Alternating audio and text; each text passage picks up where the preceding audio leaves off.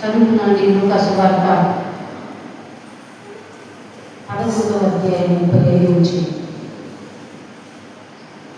Bible ఉన్న వారు ప్రతి ఒక్కరూ బైబిల్ తీయాలి.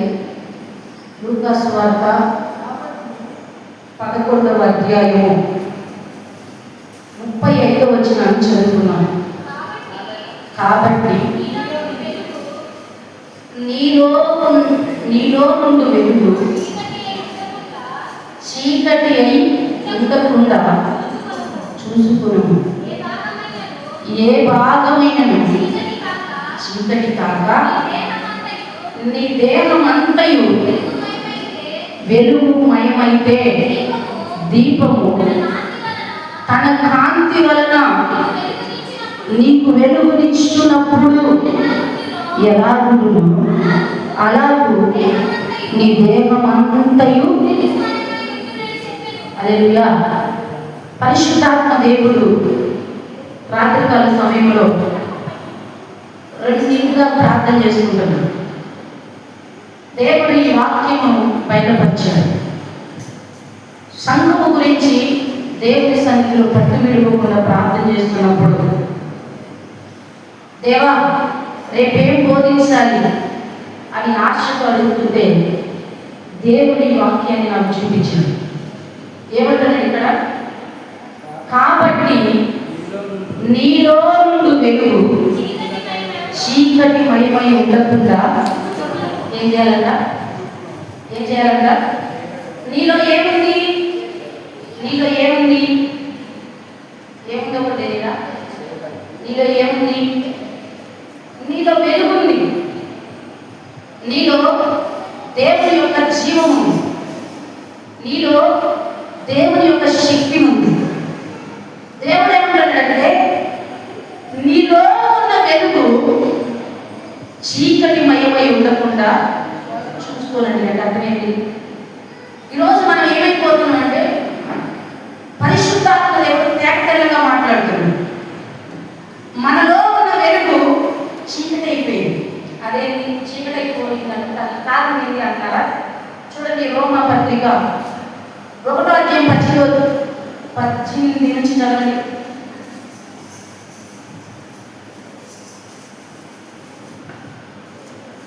లేదా 21 చదవండి. 1:20 చదవండి. 20 అదృశ్య లక్షణములు అనగా ఆయన నిత్య శక్తియు దేవత్వమును జగదుత్పత్తి మొదలుకొని సృష్టించబడిన వస్తువులను కనుక ఉన్నారు. ఏనమ్మా? మరియు వారు దేవుని ఎదిగియు ఆయన దేవునిగా ఏం చేయలేదంట? నీలో ఉన్న వెలుగు ఎందుకు చీకటి కాకుండా జాగ్రత్తగా చూసుకోమంటున్నాడంటే నీవు దేవుణ్ణి వెలిగి ఏం చేయలేకపోతున్నా? దేవుని మహిమపరచలేకపోతున్నావు. ఈరోజు క్రైస్తవ పిల్లలు దేవుని సన్నిధిలో ప్రార్థన కోల్పోవడానికి, అభిషేకాన్ని కోల్పోవడానికి, దేవుని శక్తి కలిగిన వాక్కులు కోల్పోవడానికి, దేవుని మహిమను పోగొట్టుకోవడానికి కారణం ఏంటంటే వారి వెలుగు చీకటి అయిపోయింది. అందుకే వారి నోటి ఇప్పుడు భాషలు రావు, ఇప్పుడు ప్రార్థన రాదు, ఇప్పుడు శుద్ధి రాదు, ఇప్పుడు దేవుని కనపరచడం రాదు, ఇప్పుడు దేవుని మహిమపరచడం రాదు. వారు ఏమైపోయారంటే చీకటి మయమైపోయారు. ఏమైపోయారంట? వారిలో ఉన్న వెలుగు ఏమైపోయిందంట? ఏమైందా మాట? ఏమైందంట? చీకటిలో పరిశుద్ధాత్మ దేవుడు అంటాడు. అసలు చదవండి, ముందుకి చదువుతాయి. మరియు దేవుని ఎదుటయు ఆయనను దేవునిగా మహిమపరచలేదు. ఏం చేయలేదంట? నీలో ఉన్న వెలుగు చీకటి కావడానికి కారణం ఏంటంటే ఫస్ట్ నీలో ఆయన మహిమపరిచే స్వభావం లేదు. ఈరోజు చాలా మంది ఏం చేస్తున్నారంటే దేవుని మహిమపరచవలసిన వారు, దేవుని ఘనపరచవలసిన వారు, దేవుని ఆరాధించవలసిన వారు వారి జీవితాలు ఏం చేస్తారు? ఎంత చూడండి చదువుతారు. దేవుని ఎరిగి మహిమపరచలేదు, చెల్లింపలేదు, కానీ తమ వాదముల యందు వ్యక్తులకు అర్థమైంది. దేవుడు చెప్పాడా వెలుగు చీకటి అయిందని? ఇప్పుడు నేను దైవ సేవకురాన్ని, నీ ముందుకు వచ్చి అమ్మా నీ లోపల దేవుని శక్తి నువ్వు కోల్పోతున్నావు, జాగ్రత్త పడు, ప్రార్థన చేసుకో, విశ్వాసము కాపాడుకో, నీ పరిస్థితులు ఈ యొక్క బలిపీఠమును సరి చేసుకోమని చెప్పినప్పుడు వాదోపవాదాలకు అర్థమైంది. వాదం సరేనని మౌనంగా, సరే నిజమే నాలో ఈ బలహీనతలు ఉన్నాయి కాబట్టి దైవ సేవకురాల ద్వారా నాకు ఇది తెలియజేయబడింది. అందరూ ఏం చేస్తారు? వాదోపవాదాలకు అర్థమైంది. నీకు చెప్పిండ దేవుడు వచ్చి, ఎట్లొచ్చి చెప్పిండు? నాలో నాకు వెలుగు చీకటైందని, నాలో దేవుని శక్తి లేదని. ఏం చేస్తారంట? ఏం చేస్తారు? వాదోపవాదాలకు అర్థమైంది. నేర్చుకునే స్వభావం ఉండదు కొంతమందికి.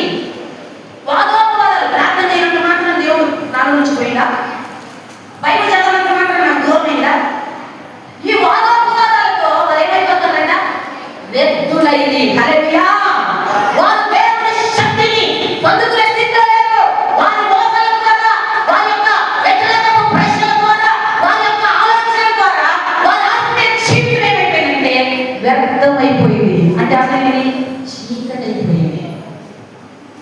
వీరు దేవుని గణపరచవలసిన వారు, దేవుడిని ఆరాధించవలసిన వారు, దేవుడిని మహిమపరచవలసిన వారు ఈ రోజు దేన్ని ఆరాధిస్తున్నారు? చదువుదాం. 1వ అధ్యాయం చదవాలి. వారి అవివేక హృదయము ఏమైందంట అంటే నీ లోపల వెలుగు చీకటి కాదని కారణం నీ లోపల వివేకమైన మనసు ఏమైపోయిందంట? అంధకారం అయిపోయింది, చీకటి అయిపోయింది. ఎందుకు చీకటి అయిపోతుందంటే దేవుడు అంటున్నాడు అక్కడ స్పష్టంగా చదువుతాయి, తాను జ్ఞానమును చెప్పుకొనుచు ఏమైపోయారంట? నాకు బైబిల్ తెలుసు, మత్తయి తెలుసు, మార్కు తెలుసు, లూకా తెలుసు, యోహాను తెలుసు, రోమా తెలుసు, గుడ్డోడు తెలుసు, కుష్ఠరోగి తెలుసు అనుకుంటూ వీరు దేవుడిని ఆశ్రయించకుండా, దేవునికి కృతజ్ఞతాస్తుతులు చెల్లించకుండా, దేవుడిని మహిమపరచకుండా, నాకు బైబిల్లో 66 గ్రంథాలు తేటగా తెలుసని మేము జ్ఞానులము, ఏమంట? మేము జ్ఞానులము అని చెప్పుకునే వాళ్ళందరూ ఏమైతారంట? బుద్ధిహీనులైపోతారు. నా ప్రియ సహోదరి సహోదరులారా, అంత్య కాలంలో నీ వెలుగు చీకటి కాకుండా నువ్వు జాగ్రత్త పడాలి. నీలో ఉన్న శక్తి కోల్పోకుండా, నీలో ఉన్న బలము కోల్పోకుండా, నీలో ఉన్న దేవుని యొక్క మహిమను నువ్వు కోల్పోకుండా నిన్ను నీవు జాగ్రత్తగా కాపాడుకునే దినాలు. హల్లెలూయా. మనం ఏం చేస్తామంటే మన ఇంటి ఎదుర్కొని విశ్వాసాన్ని పరీక్షిస్తాం, మన ఇంటి ఎదుర్కొని విశ్వాసాన్ని పరీక్షిస్తాం, కానీ మనం అన్ని తెలుసు అనుకుంటే బుద్ధిహీనులు అయిపోతున్నాం, మన భక్తి వ్యర్థమైపోతుంది. అందుకే ఇప్పుడు అంటున్నాడు, ఇది వేరే వాళ్ళని ఏది చూపించే దినాలు కాదు, ఎవరి బలిపీఠం వారు కాపాడుకునే దినాన్ని. హల్లెలూయా. నీ లోపల వెలుగు చీకటి కాకుండా చూసుకునే దినాన్ని దేవుడు తేటగా మాట్లాడుతున్నాడు. వెలుగు చీకటి అర్థమైందంటే మొట్టమొదటిగా ఇశ్రాయేలు రాజు ఎవరమ్మా?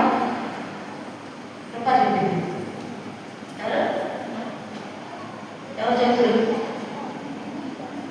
మొట్టమొదటి రాజు సమూయేలు చేత అభిషేకించబడిన సౌలు. హల్లెలూయా. ఈ సౌలు దేవుని వెలుగు చేత నింపబడ్డాడు. ఒకప్పుడు పరిశుద్ధులతో కలిసి ప్రార్థనలో, విశ్వాసంలో, దేవుని మహిమపరిచే విషయంలో లోపము లేని వాడిగా దేవుని వెలుగుని సంపాదించుకున్నాడు. కొద్ది రోజులు ఏమైపోయాడో తెలుసా? తెలుసా? ఇక జ్ఞానిని అనుకోవడం ప్రారంభించాడు. నాకంతా తెలిసిపోయింది అనుకోవడం ప్రారంభించాడు. నాకు బైబిల్లో లేకపోతే దేవుల్లో ఉన్న రహస్య సత్యాలు నాకు అర్థమైపోయాయి. నేను నేర్చుకోవాల్సిన విషయం లేదు, నాకు అన్ని తెలిసిపోయాయని నిదర్శనంలో అతను వ్యక్తుడైపోయాడు. ఎట్లా అయ్యాడు తెలుసా? ఇప్పుడు ఏం చేశారంటే తనలో ఉన్న వెలుగుని పట్టించుకోలేదు. అసలు నిజం మాట్లాడి చేసే చూడండి, గల్తీ అసలు పత్రిక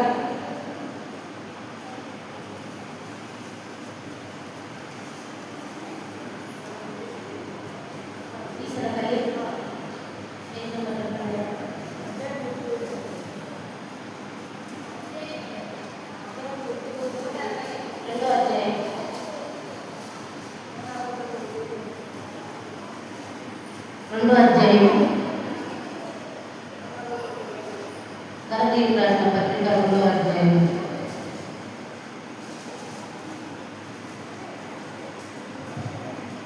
20వ వచనం చదవండి.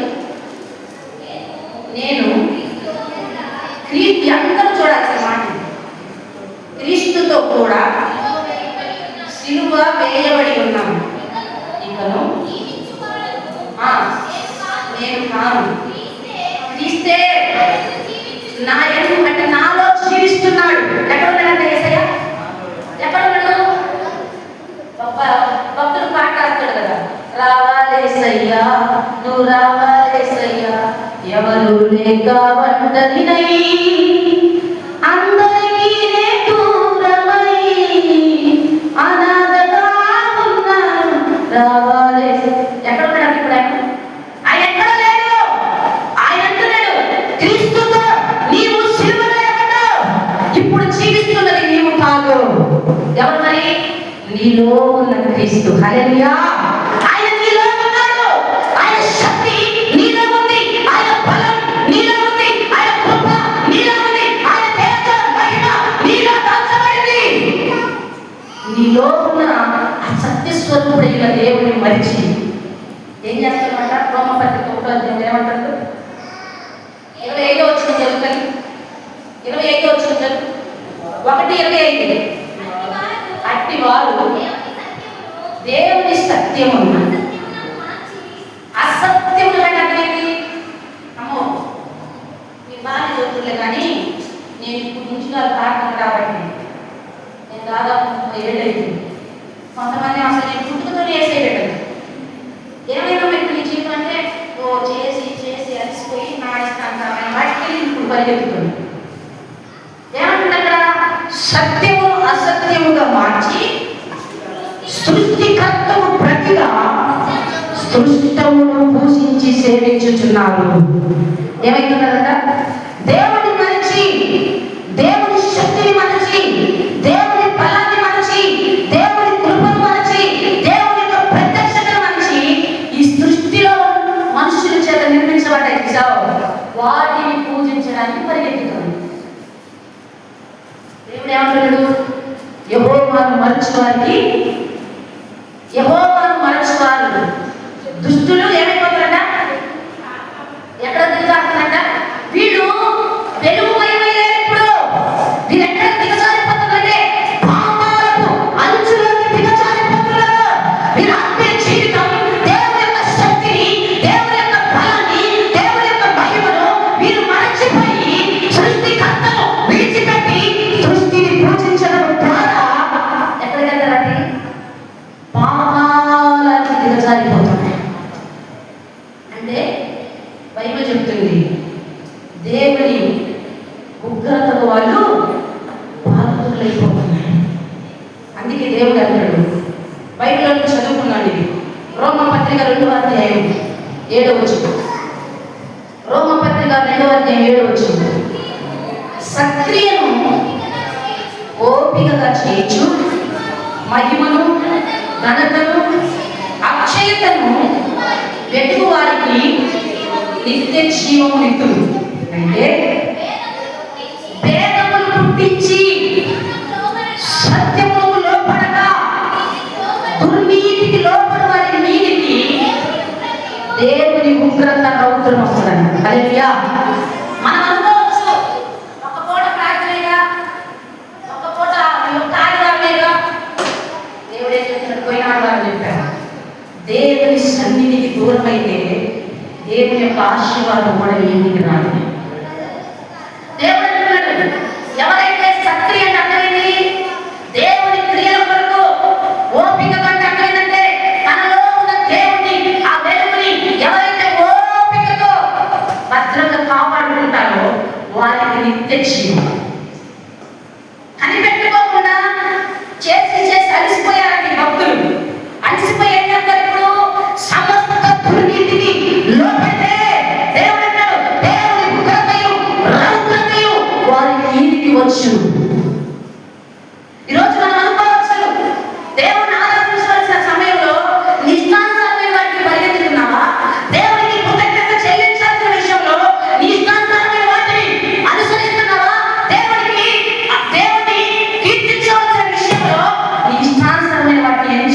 పరిగెత్తుతున్నావా? అయితే ఈరోజు నీకే జాగ్రత్త. నువ్వు అనుకోవచ్చు పరిగెత్తుకుని అంతా అనుకూలంగా జరుగుతుంది అని సంతోషపడే టైంలో హఠాత్తుగా నాశనం సంభవించింది. బైబిల్ చెప్తుంది, భక్తిహీనుడు ఏమనుకుంటాడంట? నాకు అంత నెమ్మదిగా ఉందనుకుంటాడు. బుద్ధిహీనుడు, ప్రార్థన చేయవాడు, అజ్ఞాని, జ్ఞానం లేనివాడు, అన్ని నాకు తెలుసు తెలుసు అనే మూర్ఖుడు ఏమవుతుందంట? నాకు అన్ని నెమ్మదిగా జరుగుతుంది అమ్మా అనుకునే టైం ఏమొచ్చిందంట? ఏమొచ్చింది చదివినా మీకు? దైవ సేవకుడు ఈ విషయంలో 4 రోజులు ప్రశ్న చేసి అన్ని నెమ్మదిగా ఉన్నాయనేటప్పుడు ఏమొచ్చిందంట? చదువుతున్న ఈ మాట వార్తల గ్రంథం 1వ అధ్యాయం 32 వచ్చిన చూడండి. జ్ఞానం లేని వారు దేవుని విసర్జించిన అంశమవుతుంది. బుద్ధిహీనులు క్షేమము కలిగి ఉన్నదని తమ్ము తాము మైమరిచి నిర్మూలమవుతుంది. ప్రార్థన చేయాలంటే మాకు అన్ని కలిసి వస్తున్నాయి. దేని గురించి కష్టమా? ఇప్పుడు ఏదైనా బాధ ఉంటే నేను ప్రార్థన చేయాలి. నాకు ఏ బాధ లేదు, నేను సమృద్ధి ఉన్నా, సమాధానం ఉన్నా, నా భర్త సమస్తం తీసుకున్న భార్య నేను కష్టపడతాను, అన్ని నాకు అనుకూలంగా ఉన్నాయి అని అనుకున్న టైంలోనే దేవుడు ఏమంటాడంటే నాశనము కట్ట చేస్తుంది. జాగ్రత్త. క్రైస్తవుడా, సహోదరి సహోదరుడా, నీలో ఉన్న వెలుగు చీకటిగా ఉన్నాను, జాగ్రత్త పడు. నీలో సౌలలో దేవుని ఆత్మ పోయిన తర్వాత దురాత్మ వచ్చి దూరింది. దురాత్మ వచ్చి దూరిన తర్వాత తన జీవితంలో ప్రార్థన చేయకపోయాడు, ఆరాధించలేకపోయాడు, దేవుని మహిమపరచలేకపోయాడు, కృతజ్ఞత భావము కలిగి ఉండలేకపోయాడు. ఆ చీకటి తనని మరణం వరకు తీసుకెళ్ళింది. ఈరోజు అనుకోవచ్చు అన్ని బాగున్నాయి, నిజమే బాగుంటాయి, కానీ జాగ్రత్త, ఏదో దాగింది. మన జీవితంలో క్రైస్తవ బిడ్డలుగా ఒక్క వారం కూడా మనం ఇస్తాము. భూమి మీద బ్రతికి ఉన్నాము సత్యం అంటే ప్రళయం వచ్చిన ఇప్పుడు మనకి వానలో కూడా చూసావా? వందన వాళ్ళు ఏం చేస్తారు తెలుసా? వానరాని వరదరాని ఆఖరికి ఎదురు కొట్టుకుపోయాము, వరద వస్తుందని వాళ్ళు ఏం చేస్తారు తెలుసా? వాళ్ళు ఏం చేస్తారు తెలుసా? ఖచ్చితంగా వచ్చి నువ్వు సేవ ఉన్నా సరే నాకు డబ్బు గట్ట సేవ చేసుకో, నాకు డబ్బు గట్ట సేవ చేసుకో. ఈ లోక మనుషులు చూడండి, కానీ దేవుడు అంటున్నాడు ప్రళయం వచ్చి వస్తున్నా క్రైస్తవుల యొక్క నిరీక్షణ ఏమైందంటే నీలో ఉన్న వెలుగు నీ జీవితానికి ప్రకాశవంతంగా మారాలి అంటే నీవు ప్రళయం వస్తున్నా సరే దేవుని సన్నిధికి రావాలి. హల్లెలూయా. పరిశుద్ధాత్మ దేవుడు లూకాసు వార్త 11వ అధ్యాయం 35వ వచనంలో అంటున్నాడు, నీ దేహమునకు దేవుని ప్రకాశవంతమైన వెలుగు ప్రకాశించబడాలి. ఆయన వెలుగు నీ కుటుంబంలో, నీ ఆత్మీయ జీవితంలో ఆయన వెలుగు తేజరిల్లాలి. కానీ మనం ఏం చేస్తున్నాం అంటే చీకటి. అందుకే దురాత్మలొక్కనే, అందుకే చేతుల కష్టాలకి చిరు సంచులు పడుతుంది, అందుకే రోగాల పాలు, అందుకే సమస్యల పాలు. కానీ దేవుడు ఇకనైనా దేవుని వెలుగు కోల్పోకుండా నిన్ను జాగ్రత్తగా చూసుకో. మనకు నా భర్త జాగ్రత్తగా ఏంటి నేను చేసి అలసిపోయింది. ఏం చేసావమ్మా? ఏ రోజైనా దేవుడి కట్టడలో లోపడ్డావా? ఏ రోజైనా దేవుడు చెప్పిన ఆజ్ఞను సున్నా తప్పకుండా నువ్వు పాటించావా? ఏం చేశాడు దేవుడు? ఏం చేశాడు దేవుడు? ఏం చేయలేదా? ఏం చేయాలి? చేశాడా చేయలేదా? అందుకే దేవుడు అన్నాడు చూడండి, యోహాను సువార్త 3వ అధ్యాయం ఒక్క మాట చదువుకున్న దేవుడు ముగించుకున్నాండి. యోహాను సువార్త 3వ అధ్యాయం 19వ వచనం చదవండి. చదువుతాయి. వెలుగు లోకమునకు వచ్చింది.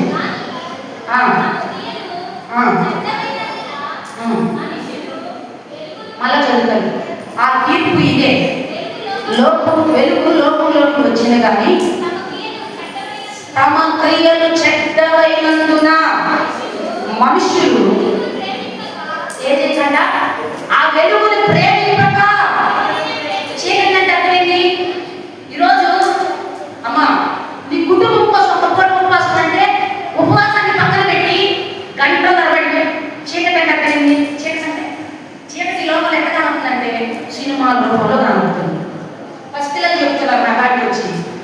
ఇంట్లో ఆడగంట ప్రార్థన చేయరు, సెల్లు సెల్లు సెల్లు.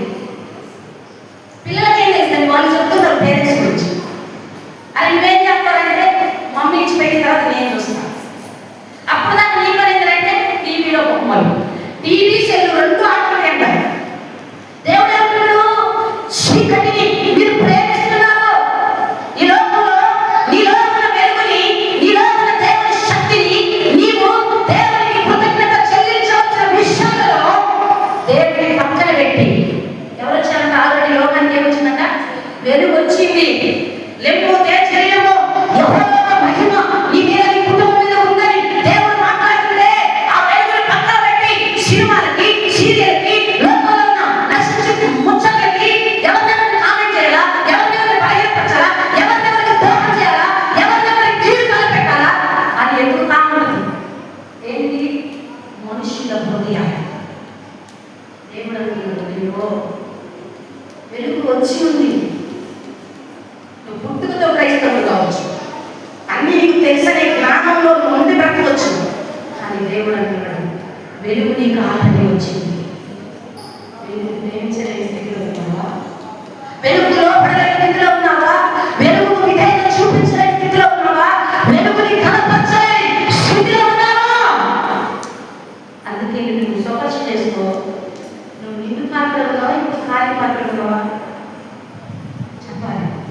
ఎట్లా ఉన్నావు? అందుకే దేవుడు చదువుతారు మళ్ళీ చదవాలి మాట చెప్పి ముగించింది. నా తీర్పు ఇదే, వెలుగు లోకంలోకి వచ్చింది కానీ ఏంటి అంట, మన క్రియలకు అర్థమేంటి, ఆల్రెడీ దేవుడు వచ్చాడు, మరణ పాశంలో నుంచి నిన్ను తప్పించాడు, చీకటి అగాధంలో నుంచి నిన్ను రక్షించాడు. నువ్వు నిందల్లో ఉన్నప్పుడు, వంటకరంలో ఉన్నప్పుడు, అప్పుల్లో ఉన్నప్పుడు, సమస్యలతో ఉన్నప్పుడు, భయంకరమైన ఉచ్చులో చిక్కుకొని ఉన్నప్పుడు నేను విడిపించాడే అని ఏం చేశాడంట, విడిచిపెట్టి ఏం చేస్తాడంట, క్రియలంటే ఏంటి దేవుడు చెప్తున్నాడు, నీ మనసాక్షికి వదిలిపెట్టడు దేవుడు. క్రియలు చెడ్డవి, నేను ఏ చెడ్డ క్రియలు లేవు. దేవుడు అంటున్నాడు క్రియలు చెడ్డవి ఉందిగా వెలుగుని ప్రేమించండి, చీకటిని ప్రేమిస్తున్నాను. నేను అంటాడు అసలు చాలా స్పష్టం. చదువుతాను, ముందు చదవాలి.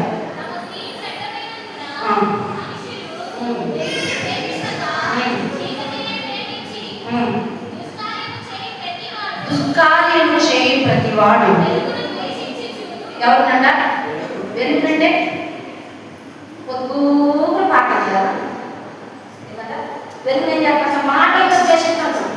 పొద్దుగా చర్చిలో పోవాలా, చక్కటి డాడీ వాళ్ళ పొద్దుగులు పిల్లలకు డబ్బిచ్చి సింహాలు పోమని చెప్పడం మంచిది, మంచిదే కదా, మంచిదే. పొద్దుగులు చర్చిలోనే పొద్దుగులు దేవుడా ఆయన దగ్గర పెట్టాయి మీద పాత్రంట బైబిలంట, పాటలంట బైబిలంట మాటలు చెప్పి ఇప్పుడు ఏం చేస్తున్నాం, వెలుగుని ద్వేషిస్తున్నాం. ప్రార్థన ప్రార్థన వినేవాడు ఎట్లా ఇంటాడు, చెప్తేనే ఇంటడా అని మాటలతో వెలుగుని ద్వేషిస్తున్నాం.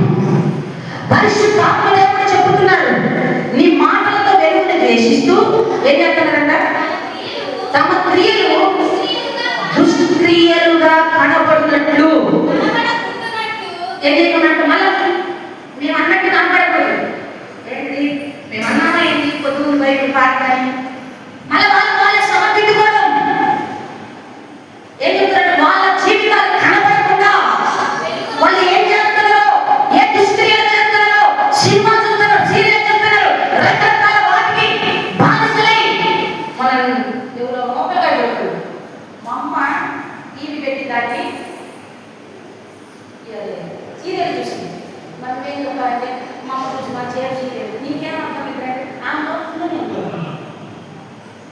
ఏం చదువుతున్నారా, పరుగు బాగున్నారు పిల్లలు వచ్చిన కాడి నుంచి ఇప్పుడు దాకా కష్టం తెలియదు రహస్యాలు. నిజమే, నేను కూడా పుట్టి నమ్ముతున్నా, పిల్లలు ఎంత బలంగా ప్రార్థన చేస్తున్నాను. పరిశుద్ధాత్మలో కనబడకుండా వీళ్ళ మాటలు, వీళ్ళ క్రియలు, వీళ్ళ సత్ప్రవర్తన లోకానికి దేవుడికి కనబడకుండా ఏం చేస్తారంట, వెలుగులోకి రారు. ఎందుకంటే వెలుగు దగ్గర వెలుగు అన్ని ఏర్పరుస్తుంది. ఇప్పుడు లైట్ వేసాం, ఏ వస్తువు ఏర్పడి కనబడింది, చీకట్లో కనబడితే కనబడిందా? దేవుడు అంటాడు వెలుగులో వస్తే నీ జీవితంలో ఎక్కడ నువ్వు పడిపోతున్నావో, ఎక్కడ చిరిగిపోతున్నావో, ఎక్కడ బలహీనమైపోతున్నావో, ఎక్కడ కృంగిపోతున్నావో పరిశుద్ధాత్మదేవుడు వెలుగులోనే పడుకో నీ జీవితాన్ని తేటగా చూపిస్తాడు. అందుకే దేవుడు అంటాడు పొద్దుగులు ప్రాణాన్ని పొద్దుగు చేయాలి. బయట చెప్తుంది దేవుడి చిత్రం లేకపోవాలి. వాక్యం ఎవరు దేవునికి భయపడతాడు, ఎవరు దేవునికి విధేయత చూపిస్తాడు, ఖచ్చితంగా నేను ఆత్మపూర్ణలే చెప్తున్న మాట ఏంటంటే రాబోతున్న తరం ఆ కుటుంబం వెలుగుమయంగా ఉండబోతుంది. హల్లెలూయా. దేవుని సన్నిధిలో నువ్వు నీ బిడ్డలు బయట చెప్తుంది నిర్గమకాండం 27 నీవు నీ కూతురు నీ కొడుకులు నీ ఇంటి వారందరూ యెహోవాను సేవించినప్పుడు, యెహోవాను కృతజ్ఞత స్తుతులు చెల్లించినప్పుడు, ఆయన నామాన్ని కనపరిచినప్పుడు అబ్రహాము కుటుంబంలో నీ కుటుంబం ఉండబోతుంది. హల్లెలూయా. దేవుడు రాని సన్నిధికి వచ్చి ఏం చేయాలి? నీలో ఉన్న వెలుగు చీకటి కాకుండా కాపాడుకో. చీకటి బతుకు అయిపోతే నువ్వేం చేయలేవు. నువ్వు అనుకోవచ్చు దేవుడికి దూరం అయితే నా బ్రతుకు బాగుంటుంది అనుకుంటున్నావేమో. సౌలు ఏమైపోయాడంటే దేవునికి దూరమై, ప్రార్థనకు దూరమై, పరిశుద్ధులకు దూరమై, దేవుని సన్నిధికి ఎడమై ఎక్కడికి వెళ్ళాడు? మరణాన్ని. తల్లి ఈరోజు నీకు శుభవార్త. ఇకనైనా నీ వెలుగుని చీకటి కాకుండా చూసుకున్నావా? ఇకనైనా నీ జీవితం జాగ్రత్త. బైబిల్ చెబుతుంది నీ నోట గుడ్డు రాదు, అబద్ధాలు రాదు, నీచకరమైన మాటలు రాదు. నీ వెలుగు చీకటి కాకూడదు. నీలో ఉన్న వెలుగు బుద్ధులు మాట్లాడతా దేవుడు మాట్లాడతా. నీలో ఉన్న వెలుగు అబద్ధాలు చెప్పదు. అది దేవుడు జీవించేవాడు నీవు కాదు. ఇకనైనా దేవుని సన్నిధిలో కనిపెట్టుకొని ప్రార్థన చేస్తారని ఆత్మీయ తల్లిగా నేను ఆశిస్తాను. ఎందుకంటే ఈ మధ్యకాలంలో ఒక్కొక్క కుటుంబం గురించి ఆలోచన చేస్తున్నాను. ఇంకా ఏమిటి వస్తుంది ఎందుకో తెలుసా? ఒకప్పుడు మా ఆశ ఏంటంటే దైవసేవకులు నేను అనుకునేవాళ్ళం భయంకరమైన శోధనకరమైన ప్రాంతం. ఇక్కడ వేస్తే ఇటు తీస్తుంది, ఇక్కడ వేస్తే ఇటు తీస్తుంది. సంఘం దేవుని మహిమ చేత నింపబడి నిజంగా నమ్మకం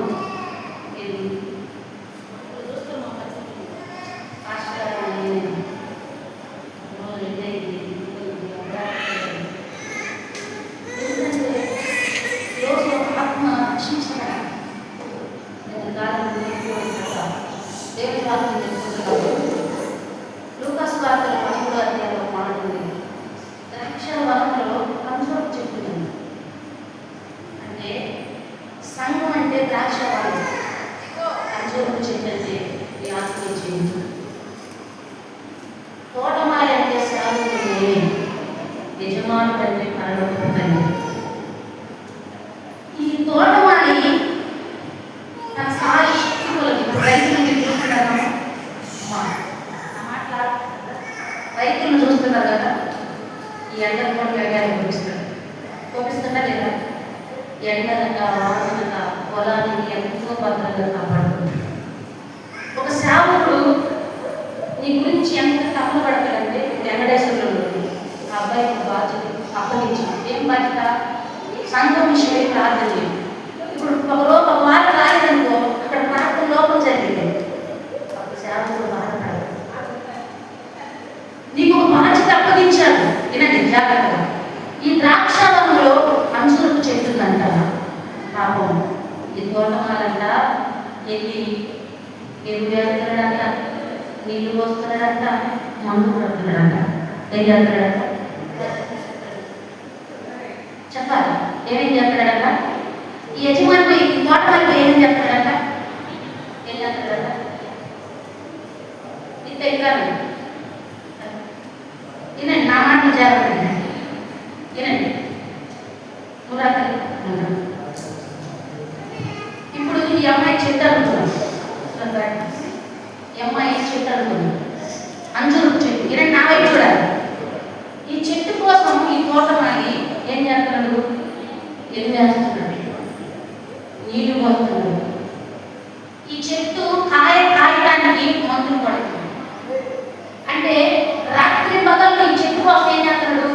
కాపు కాస్తున్నాడు. ఎంతో శ్రమిస్తున్నాడు. కోతకాలం వచ్చింది. వెళ్ళి చూశాడు, ఆయన రాలేదు. మళ్ళా నీళ్ళు చదువు పట్టుకెళ్ళాడు. మళ్ళీ వెళ్ళాడు, వెళ్ళి చూశాడు. ఇప్పుడు దాకా ఆయన పడింది, నీళ్ళు పోయడం, ఏది వేయడం, మందు కొట్టడం చేస్తాడు. మళ్ళీ 2వ సంవత్సరం వెళ్ళాడు, ఏం కావలేదు. పాపం ఇది నష్టం ఏమైతుంది? ఆలోచన వెళ్తే వ్యక్తమవుతుందని ఈ రైతు అనుకోవట్లా. అనుకుంటే ఈ చెట్టుని ఎప్పుడో నరికేసేవాడే. వ్యక్తమవుతుందని అనుకుంటా, మళ్ళా వస్తున్నాడు, నీళ్ళు పోస్తున్నాడు, ఎరువేస్తున్నాడు, కలుపు తీస్తున్నాడు. ఆ చెట్టు పాలు చుట్టూ శుభ్రం చేస్తున్నాడు. అంటే దీని అర్థం ఏంటంటే, ఒక సేవకుడు నువ్వు పడిపోకూడదని, నువ్వు బలహీనమైపోకూడదని, నీ ఆత్మీయ జీవితం నలిగిపోకూడదని ఎంతో ప్రయాసపడతాడు. వాళ్ళ ప్రాణము పోతుందని తెలిసిన ఏంటంటే, వాళ్ళ ప్రాణము పోతుందని తెలిసిన నీ కొరకు నిద్రలో అనుకోను. అసలు నిజంగా సేవకుడు నుంచి ఈ సంఘానికి లేదు, నిజం తెలియదు. రావడంలో ఎందుకంటే ఈరోజు దేవుని సన్నిధిలో నేను పడుతున్న ప్రయాసం మనం దైవ సేవకుడు ఆయన నీరు కాచి ప్రార్థన.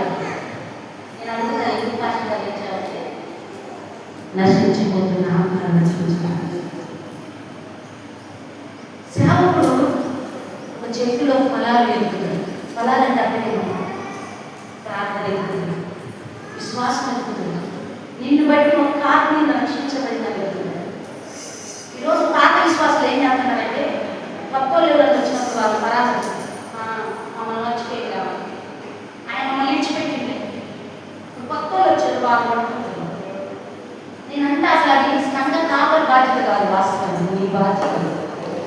నీ ఆత్మ కుష్ఠరోగి శుద్ధుడయ్యాడు. ఏసై చెప్పాడు, ఎవరికి ఏం చెప్పదు, ఇంటికి వెళ్ళండి. మౌనంగా ఉన్నాడా? మౌనంగా ఉన్నాడా? గుడ్డోడు కళ్ళు పొందుకున్నాడు, మౌనంగా ఉన్నాడా? ఎవరెవరు చెప్పాడు? లోకమంతా సాటింపు చేశాడు. ఈరోజు నీకు ఎన్నో పేర్లు జరిగాయే, లోపల అన్ని చెల్లి చూపిస్తాడు. ఏసై పరిచయం చేస్తావా? చెప్పండి తండ్రి. నువ్వు పెట్టుకునే వాక్యం వద్దు, ఒక ఆత్మను రక్షించి సంఘంలోకి చేర్చి సేవకుడా ఈ ఆత్మ గురించి నువ్వు బాధపడి ప్రార్థన చేయి అని చెప్పావా?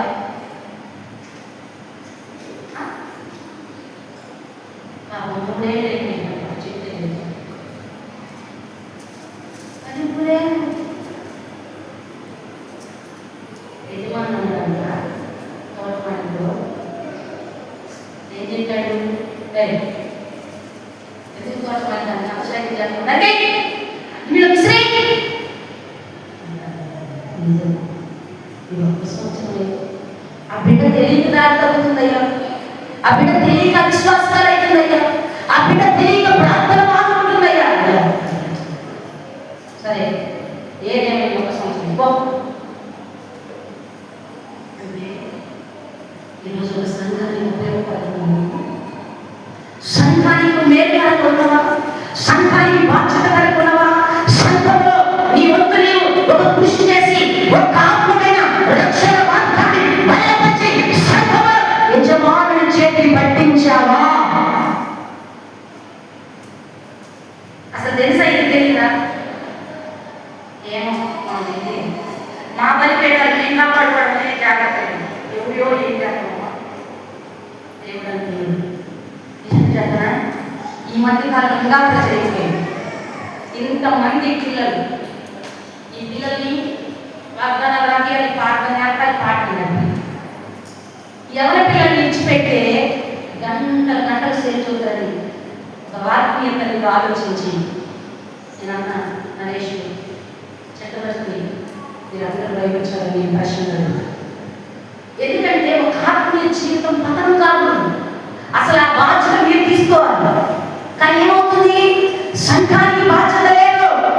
బాధ్యత ఉంటే ఈ సంఘం ఇలా ఉండదు, ఈ సంఘం రూపురేఖలు మారిపోతాయి, ఈ సంఘం పరిశుద్ధాత్మ దేవుని సన్నిధి తేట తెల్లంగా కనబడుతుంది. కానీ రోజు అలా నడిపించేవారు లేడు. అలాంటి బాధ్యత కలిగి వాళ్ళు ఎవరైనా ముందుకు అడిగేస్తే చూసేవాళ్ళే బయట రోజు పక్కన రోజు చేసి సారి బతి ఇలాంటి తుణీకరణ. అందుకే వెలుగుని నీ మాటల చేత విసర్జిస్తున్నావు, నీ మాటల చేత దేవుని ప్రసన్నతను తుణీకరిస్తున్నావు. కనుకనే దేవుని ఉగ్రతకు మనం పాత్రలవుతున్నామన్న సత్యం ఈరోజు తెలుసుకోండి. శ్రమ ఎందుకు, బాధ ఎందుకు, కష్టాలు ఎందుకు, కన్నీళ్ళు ఎందుకు, ఓపిక ఎందుకు, పరాకు చేయగలకంటే వెలుగుని నీ మాటల చేత తుణీకరిస్తున్నావు. వెలుగైన దేవుణ్ణి నీ మాటల చేత గాయపరుస్తున్నావు. నీ ఆలోచన చేత, నీ తలంపుల చేత, నీ నిర్ణయాల చేత వెలుగైన దేవుణ్ణి గాయపరుస్తున్నావు. కనుకనే యెషయా 1:8 రాయబడింది, సర్ప సంతానమా చెరుపు చేయి పిల్లలాగా. నీకే కదా శ్రమ, తెలుసా నీకు? నీకే శ్రమ. ఎందుకంటే చెరుపు రెండు చెప్పి చెప్పేసింది అంటే భయంకరమైన అంత్యకాలంలో దేవుని ఉగ్రతకి దిగి వచ్చే సందర్భాలు జరుగుతూ ఉన్నాయి. కనుక నీలో ఉన్న వెలుగు, ఈరోజు అంశం, నీలో ఉన్న వెలుగు చీకటి కాపాడినట్లుగా జాగ్రత్తగా చూసుకో. కళ్ళు మూసుకున్నాను, ప్రార్థన చేసుకుంటాను.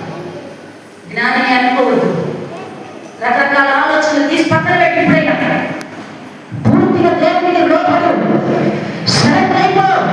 ప్రభువా, ఖాళీ పాత్ర అయిపోయింది. నా జీవితంలో నిన్ను మహిమపరచవలసిన నేను ఈరోజు మనుషులకి పరిగెత్తుతున్నాను. నిన్ను స్తుతించవలసిన నేను మనుషులు చేసిన చేతి పనుల వైపు పరిగెత్తుతున్నాను. నిన్ను కనపరచవలసిన నేను నా స్వచింతం మీద ఆధారపడి పరిగెత్తుతున్నాను. తండ్రి, నన్ను క్షమించవా, నన్ను క్షమించవా. పరిశుద్ధాత్మ దేవుడు ఇది నన్ను మాట్లాడుతుంటానే. దేవుని వెలుగుని చీకటిగా కాకముందే నువ్వు ప్రార్థన చేయాలి. అందరూ ప్రార్థించేద్దాం. తండ్రి స్తోత్రాలు. అందరూ కూడా నోరు తెచ్చి ప్రార్థన చేయాలి.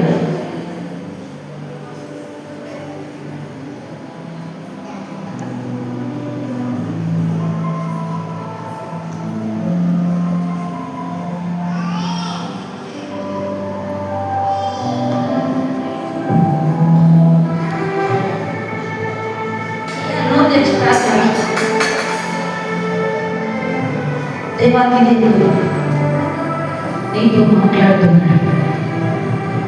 నీలో ఉన్న వెలుగు చీకటిగా, నీ దేహమునకు నీ ఇంటికి వెలుగుగా ఉండాలి. నువ్వు తెచ్చి ప్రార్థన చేయి.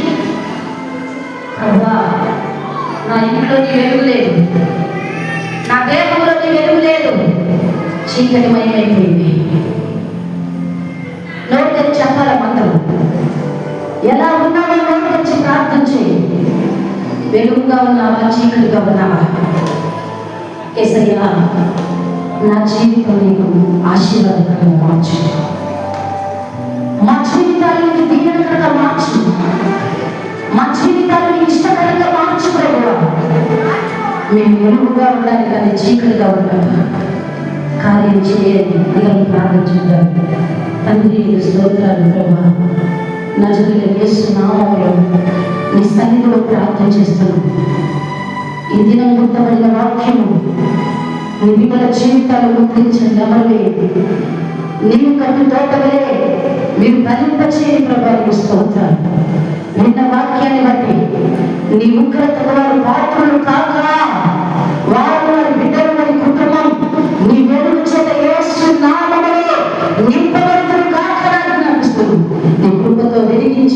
ఈ దిన దీని ఆశీర్వాదం ఇవ్వమని యేసు నామములో అడుగుచున్నాము తండ్రి. ఆమేన్.